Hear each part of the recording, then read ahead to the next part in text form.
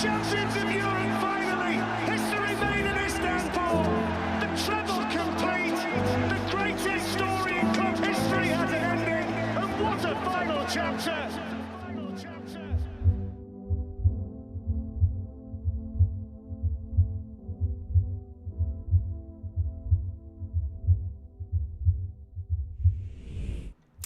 Hello everybody and welcome back to Typical City. Newcastle 1, Manchester City 0. Pretty disappointing second half performance from Manchester City, which in fairness, even the whole half of that half wasn't great. It wasn't great. That first 15 minutes though, we were blitzed. I don't know what happened. I don't know what Eddie Howe injected into the Newcastle team, but the first half performance of Newcastle versus that 15 minutes when they came out, they just were all over us, completely pressed. You're begging the question, why wouldn't you play the whole game like that? But, I mean, let's focus on City for a start, because it wasn't great. There was a lot of control in that first half, and I was pleased with the first half. I thought, okay, this is a matter of time. Same again, please, in the second half. Come out in the second half, you play like that, you control the game, you dictate play. You try and create a few more chances, because there was only really those two Alvarez chances, one with his right foot, Oscar Bob setting him up. I'm going to get onto Oscar Bob, by the way. And one with his left foot, also set up by Oscar Bob. And then it was like, okay, right, more of that, and we'll probably do all right in the second half. We'll probably come away and win the game, likely, more than likely. But in the end, we're just blitzed by that 15 minutes of madness. I think if you're going to nitpick the goal, I think we need to look at Rico Lewis's involvement in that goal, because in that situation as the back post defender, you assume the worst. You've got to assume someone's behind you, and doing something is definitely better than nothing in that situation. But stepping over the ball, I think the moment he decided to do it, he was just praying that he'd turn around and there'd be no one there. There was always going to be someone there. You have to assume there is going to be someone there. So a little moment for Rico Lewis, that a lesson was learnt there. You're better off just getting something, just getting a connection on it to allow another defender to help you clear it one way or the other, even if it ends up in the back of the net. It was going to end up in the back of the net anyway, because it was Isak for a tap-in. One way or the other, it was going to end up in, so you might as well try and clear it. But ultimately, it's that second half performance. I know there is going to be a lot of blaming now. Individuals are going to be singled out, and I know where the best place to start. I stuck him in the thumbnail for that very reason. Kalvin Phillips. I think he made more mistakes than he did right, which is a shame. Looking back and thinking about, I'm going to watch the game again and be a bit more accurate about my description of these players, and I'll be doing my player ratings as well tomorrow, so join me for that. Also, those that join me in the watch along, thank you very much. It proved very popular, and I really enjoyed talking to a lot of you, as usual, so join me again if you can. But Kalvin Phillips, over the course of the game, there was moments, oh, that was good, well done, Kalvin Phillips, and then I was like, oh, that was shit, like, oh, you've given it away, mate.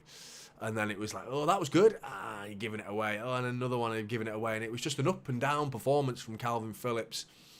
But it is one game. I want to give him another chance. We have to give him another chance. There's no option. There's no point writing him off right now, you know. This is a real opportunity for you now. You've got a League Cup game and 2 Premier League games where you're likely going to be playing all 90 minutes.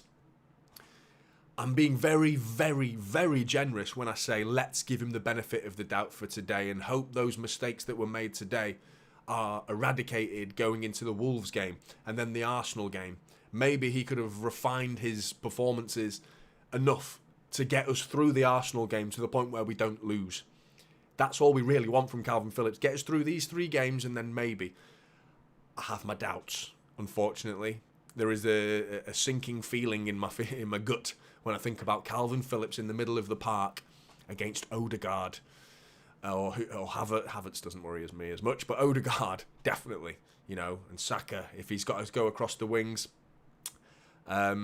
I think in the second half he was exposed more because of the system that we played, because in the end Rico Lewis ended up playing very much as a traditional right back in the second half, whereas in the first half he was inverted and he sat alongside Kalvin Phillips, so there was the double pivot of Kalvin Phillips and Rico Lewis, and they helped each other a little bit, and I think Kalvin Phillips wasn't exposed as much in that first half. In the second half, Rico Lewis, it was a very flat back 4 in the second half, and Phillips was on his own as a single pivot. And he struggled. He's not the most mobile guys anyway. Having said that, neither's Rodri. He's not the most mobile guy either, but he positions himself in parts of the pitch where he doesn't need to be mobile because he's already one step ahead up here, Rodri. We do need to think about the comparison of Rodri and Phillips, though, because I think a lot of City fans are seeing the chasm of difference in quality, and it's there. We can see it. It's a big difference. But Rodri's the best defensive midfielder in the world right now, so it is harsh to compare him to Rodri only. I've had a few people coming in the chat saying, why isn't he creating chances? That's not Kalvin Phillips' job at the end of the day. The clue is in the name, defensive midfielder. That's his job, is to protect the back four, sit in front of them, keep the ball moving, keep the ball ticking, be the nucleus of the team, simple passes, even if it's 5-yard passes, tackle every now and again.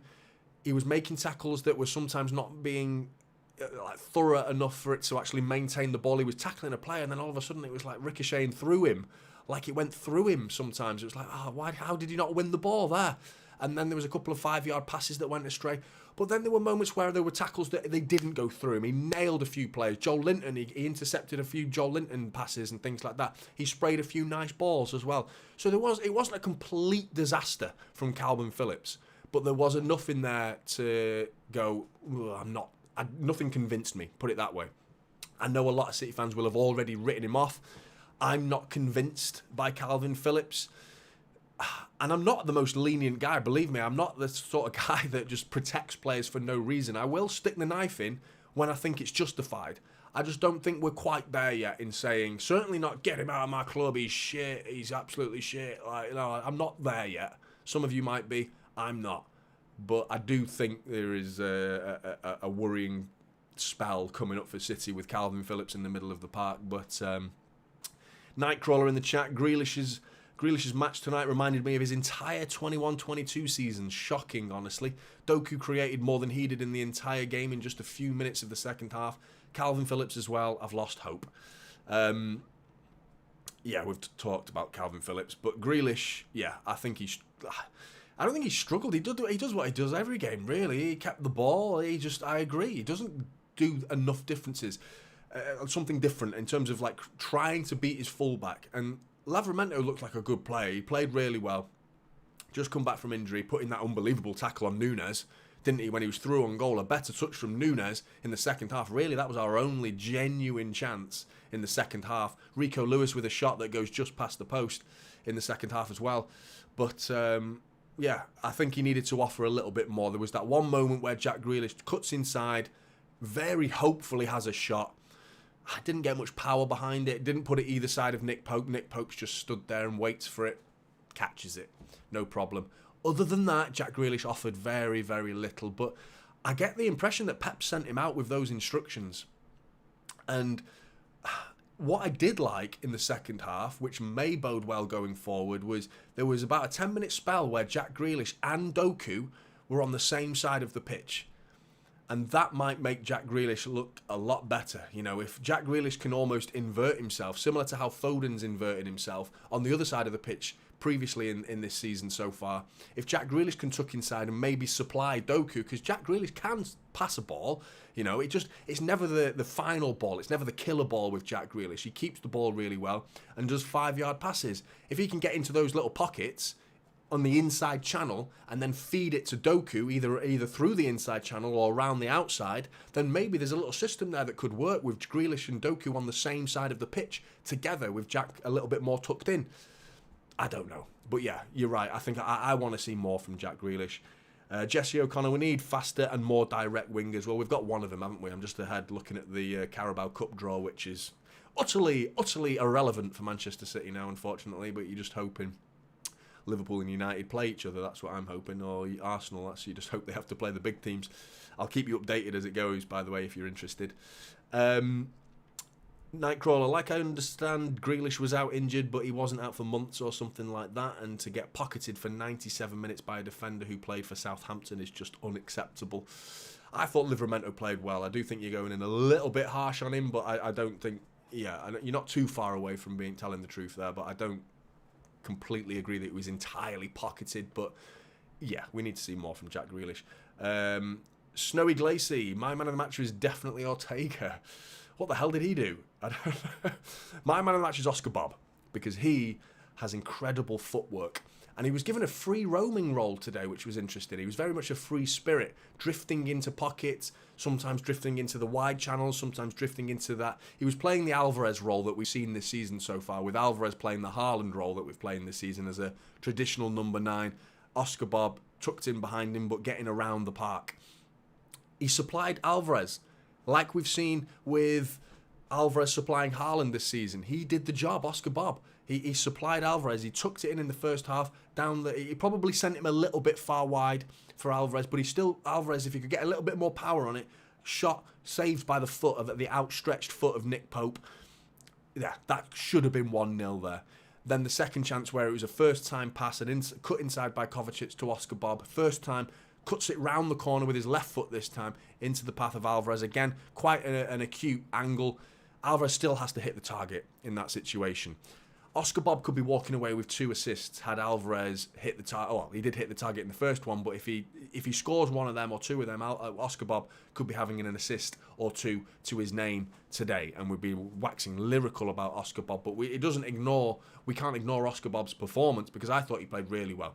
He was a bright spark. United have just been drawn at home. I'll let you know who they get in a second. Reverse, what's wrong with Grealish? Crying. Newcastle. United have got Newcastle. Oh, there you go. Newcastle rubbing their hands, knocking City out, and they're off to Old Trafford, you pop. To be honest, it's an easy draw for Newcastle, that, isn't it, really? You'd think they're the favourites going into that game. Doku to start to blast us into the lead with pace. He does have that forward playing style that forces the team to play to pace. Grealish, he slows the game down. Yeah, absolutely. Doku is raw. I think Bournemouth just got drawn to Liverpool as well. Doku's raw, very, very raw. And he showed that in the first 10 minutes he came on Sky. If you watched on Sky Sports, the UK television company for anyone who's not in the UK, but Sky was showing the game, and they showed Doku after 5 minutes. They put a graphic on the board, least a number of touches in the game so far, Doku with 1. That was like almost bullying. The guy's just come on the pitch, like it's circumstantial. Like it was the ball didn't end up towards him, and so you put in, he got 1 touch. He's shit, is he? When he did get the ball in the first 5 minutes though of his appearance as a substitute, he was sloppy. Doku really sloppy, and then he beat a player. And the confidence just flooded then from Doku, didn't it? He turned Livramento right in front of Pep Guardiola on the halfway line. He spun him right on the touchline, burst down that left wing. No one was catching him.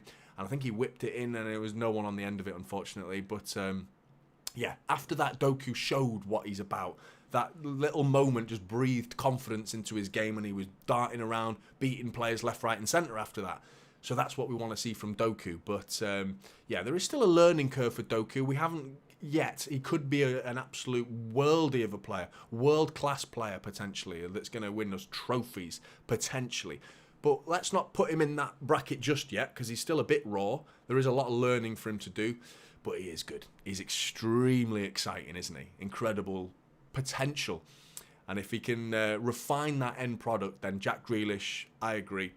It's where can Jack Grealish fit into this team? If Doku's fit, if Foden's fit, if Kevin De Bruyne is fit, Kovacic, where's Jack Grealish going to play if Doku is fit? Really? I can't see it. In Bernardo Silva as well, another potential winger. Bernardo Silva does what Jack does, but every now and again he beats a player, you know, and he gets that balance right. Bernardo Silva is perfect for that Jack Grealish role because he keeps the ball so well, exactly the same as Jack Grealish does. But Bernardo Silva will beat his fullback. He will, and he'll whip in a cross and shoot and score and get assists and goals. That's what Bernardo Silva brings, and he's not even really a natural wide player, Bernardo Silva. He's more of a number 10, more of a number 8, number 10. Playing him out wide isn't Bernardo Silva's best position, but he does a better job than Jack Grealish. Definitely does. But I don't want to go too harsh on Jack Grealish because Buggin's in the chat. There's a subscriber of mine that will end up going to bed in tears, so I need to be careful I don't upset too many people. But that's not what I'm about. In terms of, I'm not worried about upsetting anybody, in truth. And I will stick the knife in Kalvin, Phillips and Jack Grealish if needs be. But one game we've lost, let's not go crazy and ruin the whole form that City have been in. Fantastic form. Undefeated until today. Won all our games until today. You know, in the league, 6 out of 6. Let's not make it all doom and gloom because we're out of the League Cup. And that brings me on to the importance of the League Cup. How important is it? Are you really, really that gutted? I'll just give you a quick draw for who's in the next round. Arsenal are going away to West Ham. The big ones, anyway, I won't give you the boring ones. Manchester United versus Newcastle, Bournemouth versus Liverpool, Chelsea versus Blackburn, West Ham versus Arsenal, which is a good game. So if you're the type to think, you've got minutes to worry about, players to rotate and fixture schedule to worry about, then you're looking at our rivals. We don't have to now worry about the League Cup. And yes, that's a good thing, but I need to remind you of the things Arsenal fans came out with last season when they got knocked out of the Europa League, and they were 6 points clear at that point, top of the league. Oh, we've got bigger fish to fry. Who cares about little old Europa League? You know, I bet they'd take a Europa League now, wouldn't they? Having got beaten to the Premier League, they'd snap your hands off the Europa League because they came away trophyless at the end of last season. This was a trophy at the end of the day, and we can't be too arrogant and above ourselves to think that we're too big for the League Cup, because we're not. We've won 6 out of the last 10. We used to never win anything. You know, I wanted to win this. I really wanted to win this, but I understand the point that, yes, the FIFA Club World Cup was the real. If this was a normal season, yeah, I'd be way more gutted.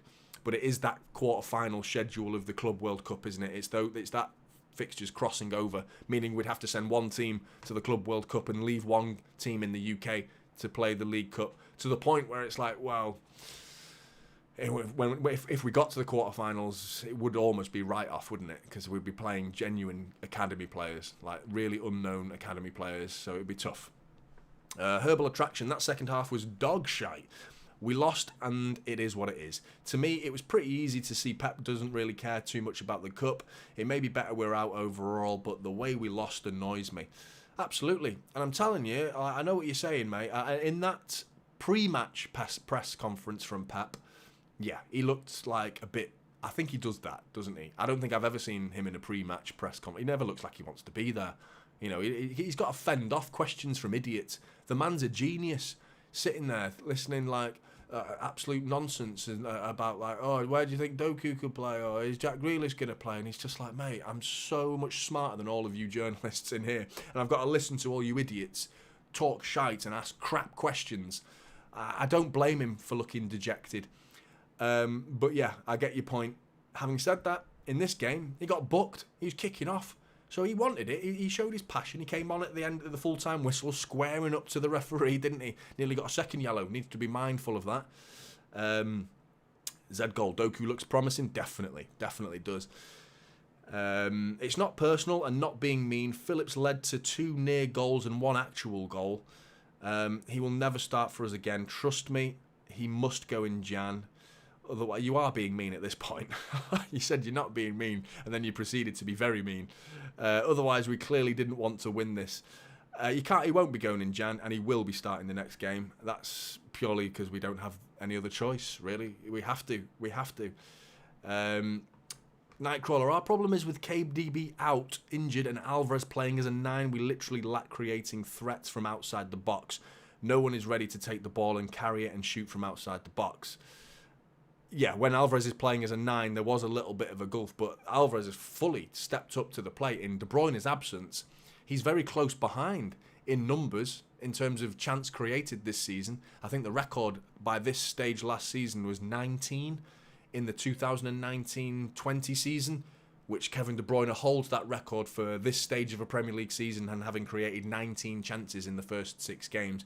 Alvarez is on 16, so yeah, I'm a bit gutted to see Alvarez having to go forward like that, because really we've gotten so used to him seeing in this number 10 role, and now Haaland being off the pitch. And I did want to see him come on, you know, that last 10 minutes, just throw Haaland on. It would have put the shits up Newcastle. That would have done. It would have really put the shits up them.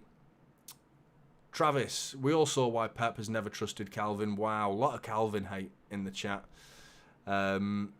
Carabao Cup, Man U versus Newcastle again. Tanase. Didn't watch the game, but I'll still say Grealish is the embodiment of the do something stick figure meme. Yeah. Nightcrawler, Bernardo Silva single-handedly eliminated Real Madrid at home. He was phenomenal in that game, phenomenal. That goal, that run, that move from City was just immense. It really was.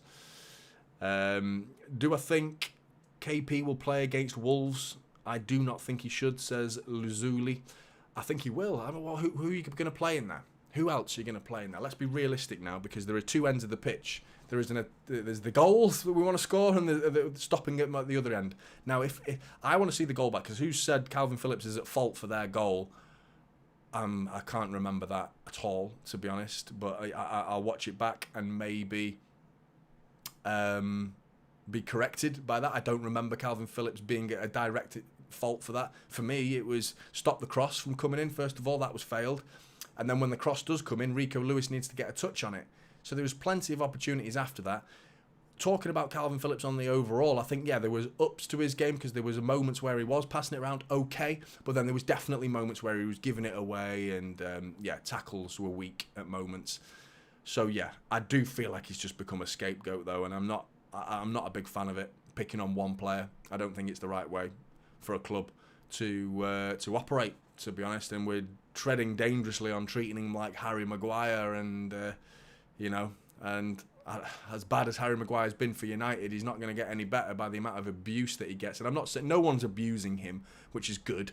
You're all more than welcome to say he shouldn't be playing. That is absolutely acceptable, totally acceptable. But I have seen it like things like he's shit, and like getting a bit personal with him and talking about the documentary that was made and how he doesn't deserve that sort of attention, all that stuff.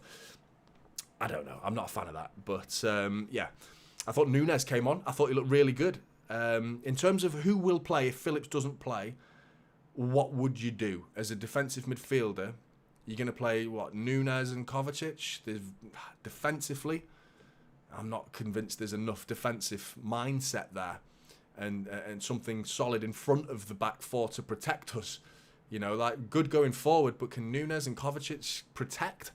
That's not really their game. They're number 8s. Both of them are number 8s. They go forward more than they go back. Phillips is a sitter. He sits like Rodri does. I know Rodri's been getting forward a lot lately, but Rodri's incredible. He's Rodri, you know. So John Stones becoming fit is my answer. If John Stones was fit, that would be who I would play. Definitely. And if he's fit for Arsenal, straight in. Get him straight in. And then I agree, yeah, no Phillips. Definitely no Phillips, because I wouldn't trust him for the Arsenal game, because it's too big a game. It's too important a game. Against Wolves, I think he'll play, because I think we could probably get through that game with the full strength team. Doku starting, Haaland starting. Is Bernardo Silva potentially back on the cusp? Núñez, I think, could start as well. Kovacic is playing well. Alvarez dropping into that creative role. Bit more of what we're used to seeing. Walker as well. Huge player he's been for us this season. You put all those players around Kalvin Phillips and it probably protects his performance against Wolves.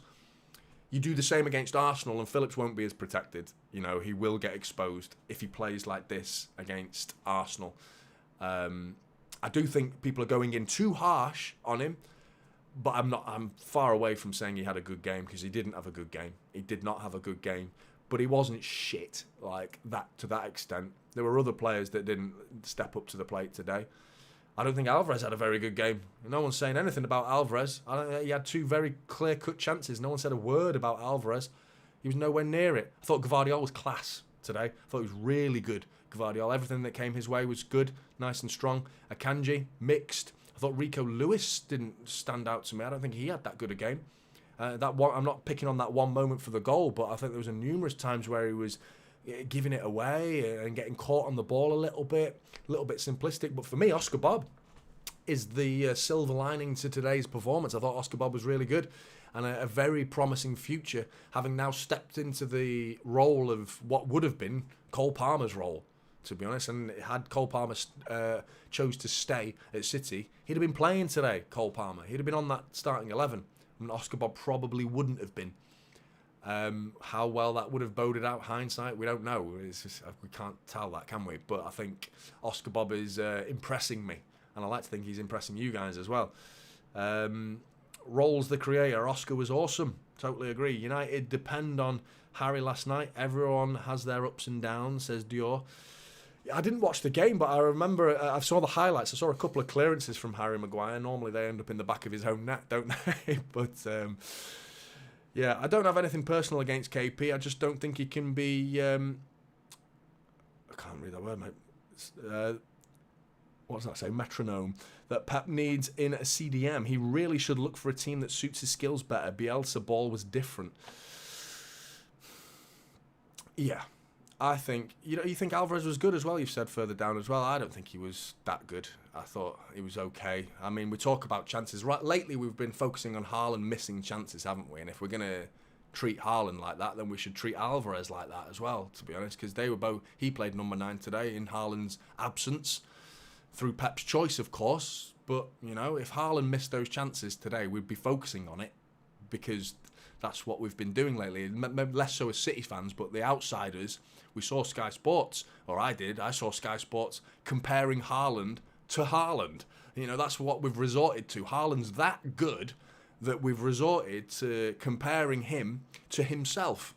Because there's no point comparing him to other strikers anymore, because it's not fair on the other strikers, because it'll humiliate them and embarrass them. So now, to try and paint a narrative and write a narrative that Haaland's struggling and City, a negative towards City, is Haaland's not doing quite as well as he did last season. He's still 7 goals to his name, 3 goals ahead of the second top goal scorer. It's nonsense. But yeah, Alvarez missed chances today, and I thought there was moments for him to show himself a little bit more in the creative sense. But yeah, maybe he wasn't getting the supply that he needed. So yeah, it was a sloppy performance. That first 15 minutes, though, wasn't it? Really, and that second half was just really, really disappointing to see how strong Newcastle came out and how rattled City looked. We looked completely taken by... It was total shock to the system, wasn't it? Like, bloody hell, Newcastle are pressing us. They're attacking us all of a sudden.